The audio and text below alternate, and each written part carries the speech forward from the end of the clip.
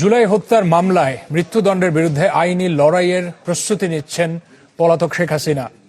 তার পক্ষে লন্ডনের আইনি সেবা প্রতিষ্ঠান কিংস ইন নেপলি ইমেইল পাঠিয়েছে ট্রাইব্যুনালে।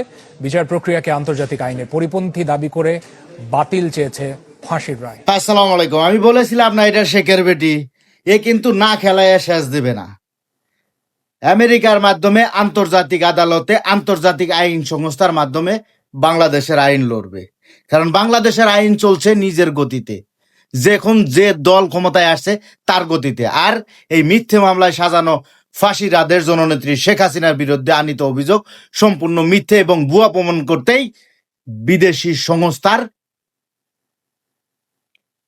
আওতায় যেতে হচ্ছে। কারণ আমেরিকান সংস্থাটা, যেই সংস্থাটা জননেত্রী শেখ হাসিনা হয়ে লড়বে, ওনার মোটামুটি নাম আছে এবং জননেত্রী শেখ হাসিনাকে বেকসুল খালাস করার মতো সহযোগিতা করতে পারবে ইনশাল্লাহ। আমি আগেই বলেছিলাম জননেত্রী শেখ হাসিনা যে কোনো উপায়ে উনি দেশে আসবেই। উনি বলছে তো বলছেই, উনি শেখের বেটি, আমি জানি। ঘাড় তারা এক রোখা এই বাংলার জমিনে জননেত্রী শেখ হাসিনা আইনের প্রক্রিয়ার মাধ্যমে প্রমাণিত করে উনি দেশে ফিরবে ইনশাআল্লাহ। ভিডিওটা পর্যাপ্ত পরিমাণ শেয়ার করে দিবেন প্রত্যেকটা আওয়ামী লীগের নেতাকর্মী। ধন্যবাদ।